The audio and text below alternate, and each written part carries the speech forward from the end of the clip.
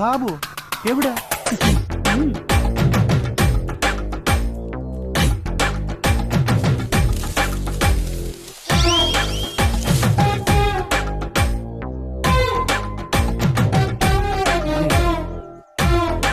എടാ സാബു, ഈ ഒടുക്കത്തെ ബുദ്ധി ആരുടെയാണ്? ഒക്കെ അന്നമ്മയുടെ താച്ചായ. ഓ ചേടത്തി അന്നമ്മയല്ല, പൊന്നമ്മയാ. പൊന്നമ്മ സാബു. ഞാനിനി ഇവിടെ ഒന്ന് ഒരാഴ്ച നിൽക്കാൻ പോവുക.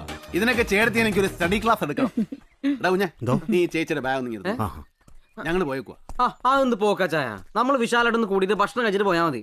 ആഗ്രഹമില്ലാഞ്ഞിട്ടല്ലടാ പോയി, ഒരുപാട് ദൂരം പോണം. പോണ വഴി നമ്മുടെ ദാസന്റെ എന്തോ സാബു എവിടെ?